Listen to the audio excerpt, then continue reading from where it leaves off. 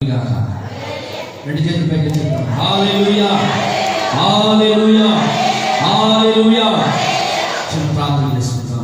ప్రార్థన చేసుకుని వాక్యం పెడతాం.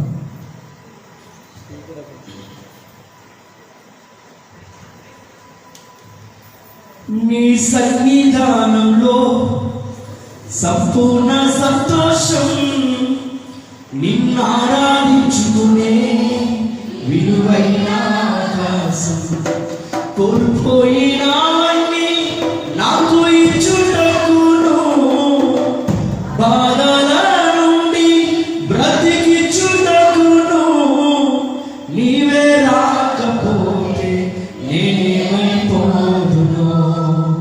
నేనుండాలేనయ్యా, నే బ్రతుకాలేనయ్యా. చెప్పలేదు, నేనుండాలేనయ్యా,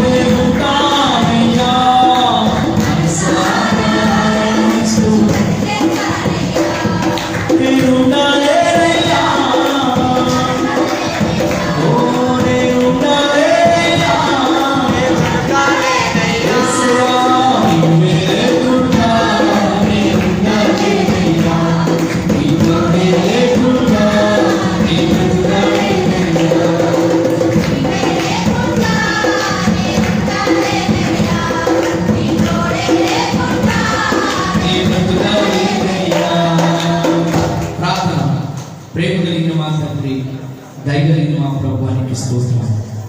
ఈ మధ్యాహ్న కాల సమయంలో మీ పాదాల దగ్గరికి వచ్చిన ఆయన మా ప్రార్థన ఆలకించేవాడు, మాకు జవాబునిచ్చేవాడు.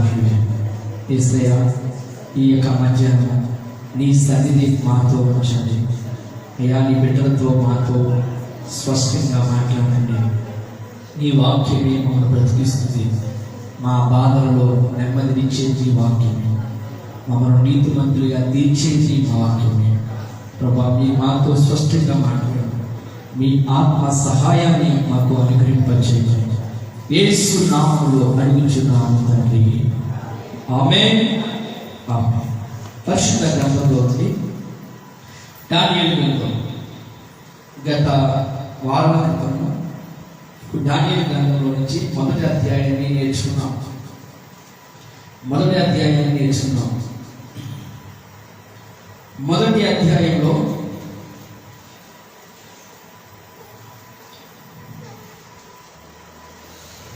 పదమూడు వచనం వరకు మనం ధ్యానం చేస్తాం. 13 వచనం దాకా ఏం నేర్చుకున్నామంటే, యెరూషలేములో నుండి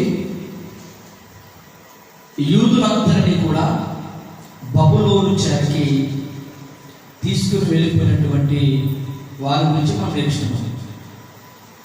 ఎవరిని తీసుకెళ్ళారు అంటే యూదులు. యెరూషలేములో ఎవరు ఉంటారండి?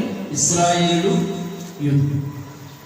అయితే రాజైనటువంటి నెబుకద్నెజరు కాలంలోకి వచ్చినప్పుడు యెరూషలేము దేవాలయాన్ని పడగొట్టేసి అందులో విలువైనటువంటి శ్రేష్టమైనటువంటి వస్తువులన్నీ తీసుకొని నెబుకద్నెజరు బబులోను చెరకి యూదులందరినీ తీసుకెళ్ళిపోయింది. ఆ చెరలో దేవుని కొరకు నిలబడిన వారు, రాజీ పడకుండా భక్తి చేసినటువంటి వ్యక్తులు నలుగురు కనపడతారు. మొదటి వ్యక్తి ఎవరంటే దానియేలు. దేవునికి స్తోత్రం, హల్లెలూయా. మొదటి వ్యక్తి దానియేలు. రెండో వ్యక్తి ఎవరంటే షద్రకు, మేషకు, అబేద్నెగో. దేవునికి స్తోత్రం. వీరి నలుగురు మాత్రమే బబులోనులో దేవుని కొరకు రోషం కలిగి భక్తి చేసి, దేవునిలో నీతి కలిగి భక్తి చేసి, దేవునిలో యథార్థమైన భక్తి కలిగినటువంటి భక్తి పరులు ఎవరంటే ఈ నలుగురు కనపడతారు. దేవునికి స్తోత్రం, హల్లెలూయా. అయితే ఒక పరీక్ష వచ్చింది వారి జీవితంలో. ఇది ఎలాంటి పరీక్ష అంటే ఒక అగ్ని పరీక్ష లాంటిది. ఏంటి ఆ పరీక్ష అంటే, రాజు దగ్గర ఉన్నటువంటి నపుంసకుడు వచ్చి ఈ నలుగురితో అంటాడు, రాజుగారు భోజనము మీరు భోజనం చేయాలి, రాజుగారికి పెట్టే ప్రతి ఆహారం మీరు తిని మీరు రాజుగారి ముందు నిలబడేటప్పుడు రాజుగారి దృష్టిలో మీరు ఎటువంటి బలహీనులుగా ఉండకుండా కనబడాలి అని చెప్పినప్పుడు ఆ భోజనము దానియేలుకి ఏమాత్రం కూడా ఇష్టం లేదు. ఎవరికి ఇష్టం లేదండి? దానియేలుకి ఇష్టం లేదు.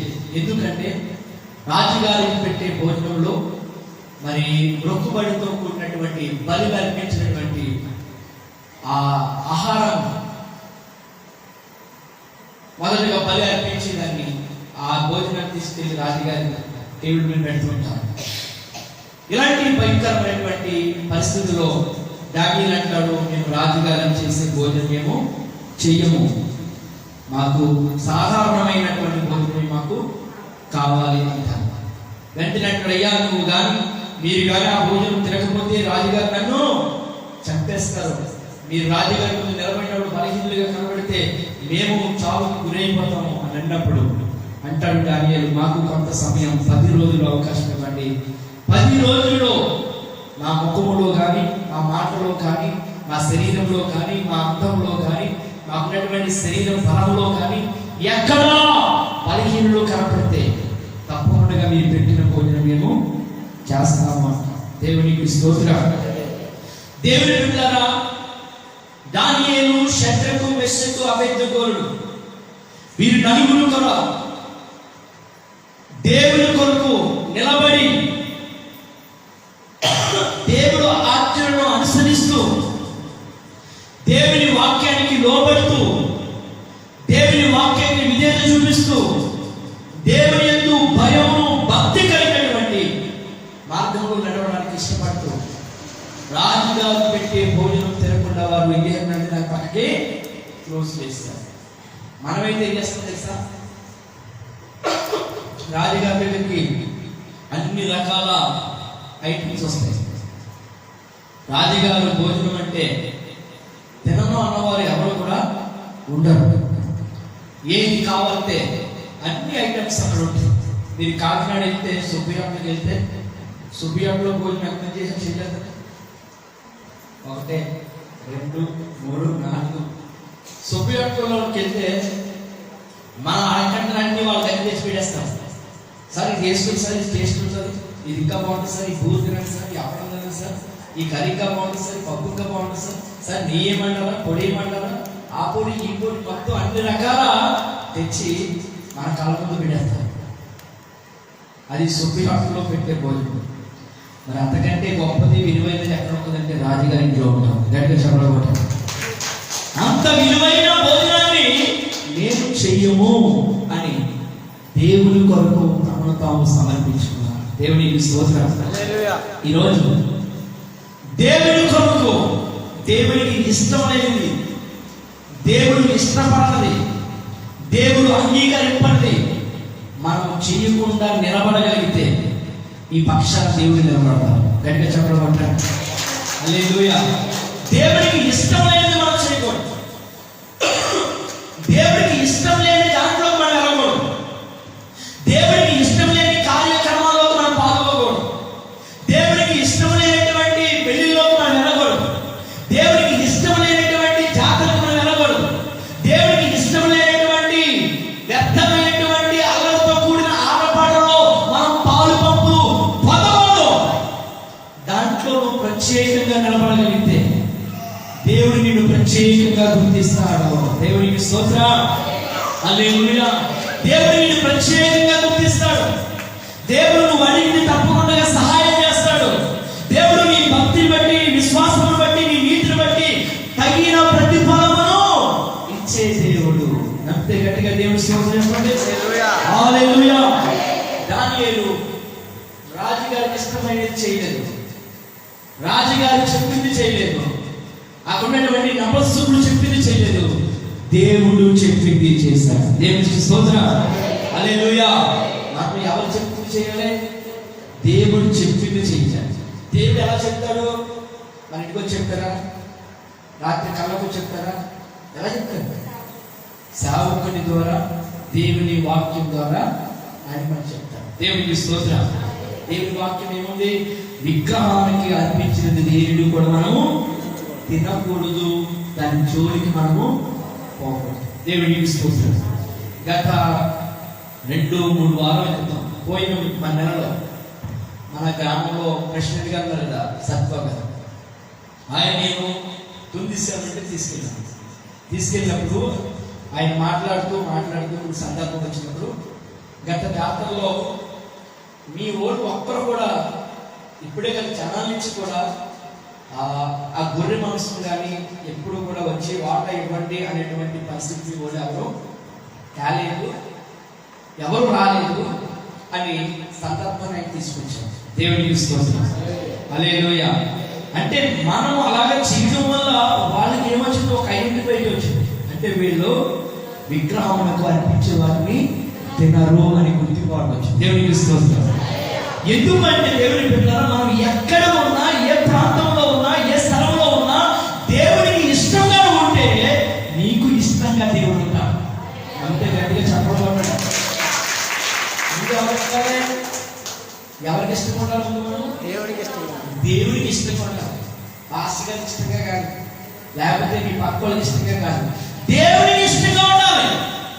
దేవుడికి ఇష్టంగా ఉంటే దేవుడు మీకు ఇష్టంగా ఉంటాడు. దేవునికి స్తోత్రం. ఇప్పుడు దానియేలు, షద్రకు, మెషకు, అబేద్నెగోలు వీరు నలుగురు రాజుగారికి ఇష్టంగా లేరు. ఎవరికి ఇష్టంగా ఉన్నారు? దేవుడికి ఇష్టంగా ఉన్నారు. దేవునికి స్తోత్రం. వారు దేవుడికి ఇష్టంగా ఉన్నారు కనుకే ఏం జరిగిందో చూడండి. 14వ వచనం, 1వ అధ్యాయము 14వ వచనం. అందుకతడు ఈ విషయంలో వారి మాటకు సంబంధించి 10 దినముల వరకు వారిని పరీక్షించను.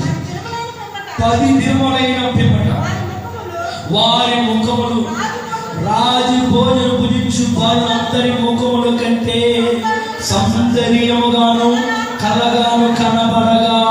గట్టిగా చెప్పలు కొట్టండి. హల్లెలూయా, హల్లెలూయా. ఇక్కడ ఏమన్నటువంటి రాజుగారు భోజనం తిన్న వాళ్ళు చాలా మంది ఉన్నారు. రాజుగారు భోజనం తినలేని వారు ఎంతమంది? ఇప్పుడు వీరిని కూడా నపుంసకుడు ఎదుర్కొచ్చి వాళ్ళని చెక్ చేస్తున్నాడు. ఎవరి ముఖాలు ఎలా ఉన్నాయి, ఎవరి శరీరం ఎలా ఉంది, ఎవరు ఆరోగ్యంగా ఉన్నారా లేదా అని చెక్ చేస్తే ఇక్కడ రాయబడిన మాట ఏంటి తెలుసా? చూడండి. 10 దినములైన పిమ్మట వారి ముఖములు రాజు భోజనం భుజించు వారు అందరి ముఖముల కంటే సౌందర్యముగాను కలగాను. ఎవరి ముఖాలంట? దానియేలు గారిది, షద్రకు, మెషకు, అబేద్నెగో. వీరు నలుగురు ముఖాలు ఎలా ఉన్నాయంట? సౌందర్యముగా ఉన్నాయి. ఇంకెలా ఉన్నది? కలగా ఉన్నాయి. దేవునికి స్తోత్రం. ఈ విషయం చెప్తారు. భోజనాలు తినినంత మాత్రాన మన ముఖంలో కలరాదు. భోజనాలు తినినంత మాత్రాన మంచి మంచి ఫ్రూట్స్, మంచి లేకపోతే జ్యూసెస్ తాగేసినంత మాత్రాన మన ముఖంలో సౌందర్యం రాదు. యేసయ్య పాదాల దగ్గర ఎవరు గడుపుతారో వాళ్ళ ముఖాలు తీసేస్తున్నా మాత్రమే. హల్లెలూయా, హల్లెలూయా. దేవుని సన్నిధిలో ఎవరు ఉంటారో, దేవుని పాద సన్నిధిలో ఎవరు గడుపుతారో, దేవునికి ఎవరికి ఇష్టడుగా ఉంటారో దేవుడు వారిని మహా తేజస్సు కలిగినటువంటి ముఖములుగా మారుస్తారు. దేవునికి స్తోత్రం. చాలా మంది అక్కడ రాజుగారు భోజనం తిన్న వాళ్ళు అందరూ ఉన్నారు, కానీ వాళ్ళందరి ముఖాలు వేరుగా ఉన్నాయి. వీళ్ళ నలుగురు ముఖాలు వేరు ఉన్నాయి. హల్లెలూయా, హల్లెలూయా. వీళ్ళు ఏం చెప్పారు? ఎన్ని రోజులు మన సమయం? 10 రోజులు. 10 రోజులు అయిన తర్వాత సంరక్షకుడు వచ్చాడు, చూశాడు, అందరూ చెక్ చేస్తున్నాడు. చెక్ చేస్తుంటే మిగతా వాళ్ళ ముఖాలు అందరూ ఒకలా ఉన్నాయి. వీళ్ళ నలుగురు ముఖాలు ఒకలా ఉన్నాయి. వీళ్ళ నలుగురు ముఖాలు ఎలా ఉన్నాయి? సౌందర్యముగాను కళగా ఉన్నాయి. దేవునికి స్తోత్రం. ఆ సౌందర్యం ఇచ్చింది ఎవరు? ఆ కళను ఇచ్చింది ఎవరు? రాజుగారు కాదండి. ఎవరండి? దేవుడు. హల్లెలూయా. వారు దేవుడి కొరకు నిలబడ్డారా లేదా? నిలబడ్డారు. దేవుడి కొరకు నిలబడ్డారు కాబట్టి దేవుడు వారి పక్షాన నిలబడ్డాడో ఆ 10 మందిలోను 100 మందిలోను వీళ్ళ నలుగురు రాజుగారి దృష్టిలో గుర్తించబడ్డారట. దేవునికి స్తోత్రం. హల్లెలూయా. ఆ కిందకి చదవండి, అక్కడ ఏముంటుందంటే రాజు వారికి నియమించిన భోజన పానములైన వరకు ద్రాక్షరసమును ఆ నియమావళుడు తీసివేసి వారికి శాఖాధాన్యములను ఇచ్చును. ఈ నలుగురు పాలు సంగతి ఏమనగా దేవుడి వారికి జ్ఞానము సకల శాస్త్ర ప్రావీణ్యతయు వివేచనయు అనుగ్రహించును. మరియు దానియేలు సకల విధములకు దర్శనములను స్వప్నములను గ్రహించే తెలివిగలనై ఉండెను. దేవునికి స్తోత్రం. వీళ్ళు నలుగురు దేవుడి కొరకు నిలబడ్డారు, దేవుడు చెప్పింది చేశారు, దేవుడికి ఇష్టమైన దాని ప్రకారంగా జీవించారు కనుక దేవుడు వారికి ఇచ్చినటువంటి గొప్ప వరం ఏంటి తెలుసా? జ్ఞానం. ఏంటంటే చెప్పండి, ఏంటంటే జ్ఞానం. ఇంకేమిచ్చారట ఆయనకి? వాళ్ళకి సకల శాస్త్ర ప్రావీణ్యతయు వివేచన ఇచ్చారు. దేవునికి స్తోత్రం. బైబిల్లో ఒక మాట ఉంది, జ్ఞానవంతురాలు తన ఇల్లును కట్టుకుంటారు, మూఢరాలు తన ఇల్లుని చేస్తే మూఢలు పెరుగుతుంటారు. ఇల్లు కట్టబడాలంటే ఏం కావాలి? జ్ఞానం కావాలి. కుటుంబం బాగా నడిపించబడాలంటే ఏం కావాలి? డబ్బు కావాలా? ధైర్య బలం కావాలా? ఏం కావాలి? జ్ఞానం కావాలి. పిల్లలు బాగుపడాలన్నా, కుటుంబం ఒక పద్ధతిలో ఒక క్రమ పద్ధతిలో నడవాలన్నా జ్ఞానం చాలా అవసరం. కానీ దేవుడు మీకు ఇచ్చినటువంటి విషయం గొప్ప వరం ఏంటంటే సకల ప్రావీణ్యత కలిగినటువంటి శాస్త్రాలన్నిటికంటే గొప్ప జ్ఞానాన్ని దేవుడు మీకు ఇచ్చాడు. దేవునికి స్తోత్రం. హల్లెలూయా. రెండోది ఏంటి? వీరికి దానియేలు గారికి మళ్ళా ప్రత్యేకమైన వరం ఏంటంటే దర్శనంలో చూసేటువంటి గొప్ప వరాన్ని ఇచ్చాడు. దేవునికి స్తోత్రం. హల్లెలూయా. ఈ వరాలు ఎవరు ఇచ్చారంటే దేవుడు ఇచ్చాడు. ఎందుకు దేవుడు ఇచ్చాడంటే దేవుడు కొరకు మీరు ఏం చేయాలి చెప్పండి? నిలబడ్డారు. దేవుడి సన్నిధిలో మీరు నిలిచి ఉన్నారు. దేవుడికి భయపడి దేవుడికి విధేయత చూపించారు కాబట్టే దేవుడు వారిని ఏం చేయాలంటే ఆ 100 మందిలో మీరు మీ ఉన్నతమైన స్థితిలో దేవుడు ఉంచారు. దేవుడికి స్తోత్రం. హల్లెలూయా. ఆ కింద చదవండి, నెబుకద్నెజరు తన సముఖమునకు వారిని తేవాలని ఆజ్ఞయించి నియమించిన దినములు రాగానే నపుంసకుల అధిపతి రాజు సముఖంలో వారిని నిలవబెట్టి రాజు వారితో మాట్లాడగా వారందరితో దానియేలు, అననీయ, మిషాయేలు, అజర్య వారు ఎవరు కనబడలేదు కనుక వారే రాజ సముఖంలో నియమించింది. రాజు వీరి యొద్ద విచారణ చేయగా జ్ఞానం వివేకముల సంబంధమైన ప్రతి విషయంలోనూ వీరు తమ రాజ్యం అంతటి చుట్టూ శకునగానుల కంటేను గాఢ విద్య గలవారందరి కంటేను 10 తంతుల శ్రేష్ఠులని తెల్లపబడును. దేవునికి స్తోత్రం. ఎంత గొప్ప ఆధిక్యత ఇచ్చారంటే బబులోను సామ్రాజ్యంలో శకునగానులు ఉన్నారు, కల్దీలు ఉన్నారు, మాంత్రికులు ఉన్నారు, ఇదండి ఎవరు గాఢ విద్య కలిగిన వారు ఉన్నారు. ఎంత సమూహం కలిగిన వారు ఉన్నప్పటికీ వాస్తవంగా చెప్పాలంటే రాజు వారిని మెచ్చుకోవాలి. శకునగానులను, గాఢ విద్య గలవారు, కల్దీలను, ఇలాంటి వారు అందరినీ మెచ్చుకోవాలి. కానీ ఆ అందరికంటే 10 అంతులుగా ఎవరిని మెచ్చుకున్నారో తెలుసండి? ఈ నలుగురిని మెచ్చుకున్నాడు రాజు. దేవునికి స్తోత్రం. హల్లెలూయా. హల్లెలూయా. వీరు నలుగురిని మెచ్చుకొని ఈ దానియేలు కోరేషులో మొదటి సంవత్సరమున జీవించడం. దేవునికి స్తోత్రం. హల్లెలూయా. దేవుని బిడ్డలారా, రాజుగారి దగ్గర పనివారిగా, పారదాయకులుగా, విజ్ఞానించేవారిగా దేవుడు నలుగురు నిలబెట్టుకున్నాడు. ఆ నలుగురు ఎవరంటే దానియేలు, షద్రకు, మెషకు, అబేద్నెగో. దేవునికి స్తోత్రం. హల్లెలూయా. చూడండి, 100 మంది అక్కడికి వెళ్ళినప్పటికీ, 100 మంది ఆ రాజుగారి భోజనం తిన్నప్పటికీ, 100 మంది ఆ రాజుగారి దృష్టిలో మెప్పు పొందాలనుకున్నప్పటికీ దేవుడు 100 మందిలో నుంచి నలుగురిని లేపాడండి. దేవునికి స్తోత్రం. ఆ నలుగురు ఎవరంటే దానియేలు, షద్రకు, మెషకు, అబేద్నెగో. ఎందుకు నిలబెట్టుకున్నాడు దేవుడు అంటే వారు దేవుని కొరకు చెప్పండి నిలబడ్డారు. దేవుడు వారి కొరకు నిలబడ్డాడు. దేవునికి స్తోత్రం. యాకోబు పత్రికలో ఒక మాట ఉంటుంది, దేవుని యొద్దకు రండి అప్పుడు ఆయన యొద్దకి వస్తాం. దేవునికి స్తోత్రం. మన జీవితంలో, మన కుటుంబంలో, మన బ్రతుకులలో దేవునికి ప్రయారిటీ మనం ఇవ్వగలిగితే, దేవునికి ప్రాధాన్యత మనం ఉండగలిగితే, దేవుడికి ఇష్టమైనది మనం చేయగలిగితే, దేవుడు చెప్పింది మనం చేయగలిగితే, దేవుడికి ఇష్టంగా మనం జీవిస్తే నీకు ఏది కావాలో దేవుడు ఇస్తాడు. హల్లెలూయా. నీకు ఏది అక్కరగా ఉందో, నీకు ఏది ఇష్టపడుతున్నావో, నువ్వు ఏ విషయంలో కృంగిపోతున్నావో, ఏ విషయంలో బాధపడుతున్నావో, అవన్నిటి నుండి దేవుడు నిన్ను వైదొలిగించి నీ జీవితంలో అనేకమైన కార్యాలు దేవుడు చేస్తాడు. అలా చెయ్యాలంటే దేవుడికి ఇష్టమైనది నువ్వు చెయ్యాలి. దేవుడికి స్తోత్రం.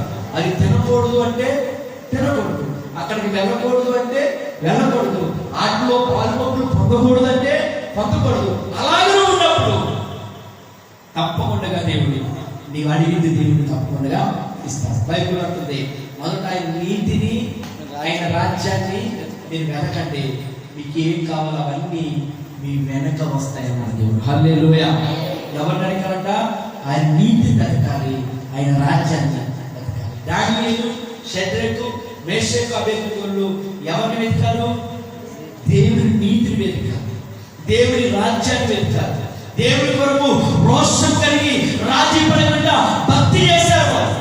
ఆ భక్తి చేశారు కాబట్టి 10,000 మందిలో నలుగురు దేవుడు వాడుకున్నాడు. దేవుడికి స్తోత్రం.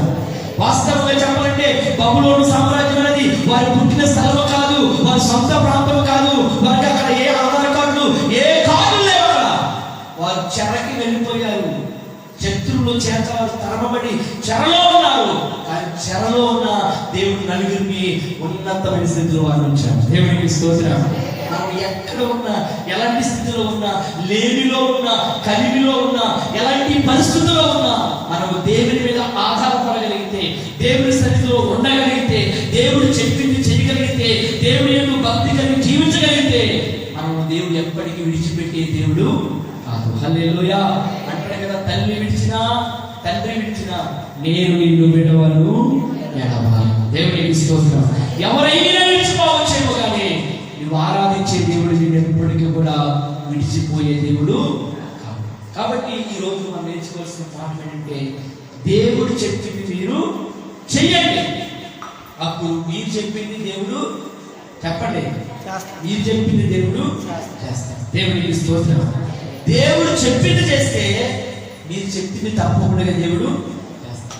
దానియేలు, షద్రకు, మేషకు, అబేద్నెగోలు దేవుడు చెప్పింది చేశారు. తినొద్దు అన్నా కానీ తినలేదు.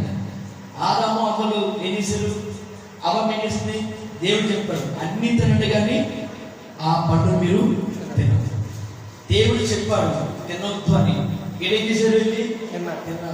తిన్నారు కాబట్టి అక్కడ ఏమైనా వాళ్ళు బయటకి దేవుని సన్నిధి నుండి బయటకి త్రోసివేయబడ్డారు. ఈరోజు దేవుడు పెట్టారా, దేవుడు చెప్పింది మనం చేస్తే, దేవుడు తినమన్నది మనం తింటే, దేవుడు తినొద్దన్నది మనం మానేస్తే, దానియేలు, షద్రకు, మేషకులను హెచ్చించినట్లుగా నా దేవుడు నిన్ను హెచ్చించును గాక, నిన్ను దీవించును గాక, నీకు గుర్తింపు ఇచ్చును గాక, నీ విలువ పెరుగును గాక. అలా పెరగాలంటే మనలో ప్రత్యేకత ఉండాలి. గుంపులో గోవిందలా మనం ఉండకూడదు, గుంపులో గోవిందలా మనం ఉండకూడదు. అందరితో కలిసిపోకూడదు, అందరితో కలిసిపోయి ఆటపాటలోను, అల్లర్చన పాటలోను, అల్లర్చన కార్యక్రమంలో పాలు పంపులు పొందితే నీకును ఎదుటి వారికి ఎటువంటి వ్యత్యాసము ఉండదు.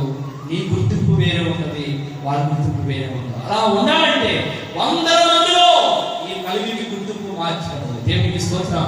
వీళ్ళకి విలువ పెరిగింది, వీళ్ళకి స్థాయి పెరిగింది. ఈ జీవితాల్లో రాజుగారు కూడా వీరిని ఎన్నుకొని వీరిని మెచ్చుకోవడం జరిగింది. అట్టి కృప దేవుడికి ఇచ్చును గాక. ప్రార్థన చేసుకున్నాం. ప్రార్థన.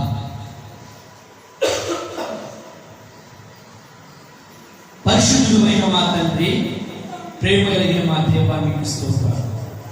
ఈ మధ్యాహ్నకాల సమయంలో దానియేలు గ్రంథాన్ని మేము ధ్యానస్తుగా తీసుకొని ప్రభా ధ్యానిస్తూ ఉంటే, మరి గత వారంలో దానియేలు ఎలాంటి భక్తి చేశారో, వారు ఎలాగా గుర్తింపు పొందారో నేర్చుకున్నాం.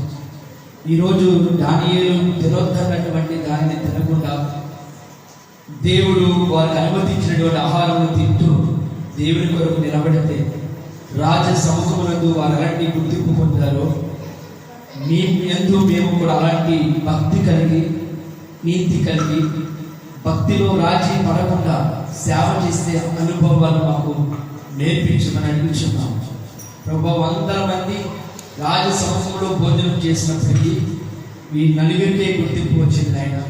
వీళ్ళ ముఖంలో సౌందర్యం, వీళ్ళ ముఖంలో కళ. అయ్యా, ఎంత అద్భుతమైన విషయం ఆయన. సాధారణమైన భోజనం చేసినప్పటికీ కూడా వాళ్ళు గుర్తించబడ్డారు అంటే వాళ్ళు నీ కొరకు నిలబడ్డారు, మీరు వారి కొరకు నిలబడ్డారు. నిజమే, ఈ చివరి దినాల్లో మేము నీ కొరకు నిలబడే నీతి కొరకు, పరిశుద్ధత కొరకు, భక్తి కొరకు, దీనితో భయభక్తులు కలవాలిగా మేము జీవించినట్లుగా మీ సహాయాలను అనుగ్రహింపచేసి నడిపించిన సంఘ సరిహద్దులను విశాలపరిచి కృపలో భద్రపరిచిన మీ ఆత్మశక్తితో, ఆత్మ బలముతో ఘనమైన కార్యాలు మీరు మాకు అనుగ్రహింపచిన మీరే దీవించి ఆశీర్వదించి అభివృద్ధిపరచండి. యేసు నామములో అడుగుచున్నాను తండ్రి, ఆమేన్. అందరం లేచి నిలబడదాం.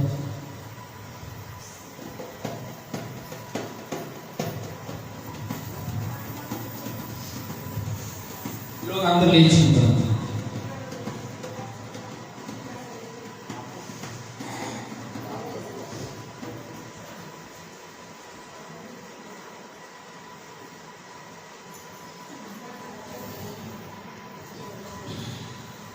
అందరూ లేచి నిలబడదాం.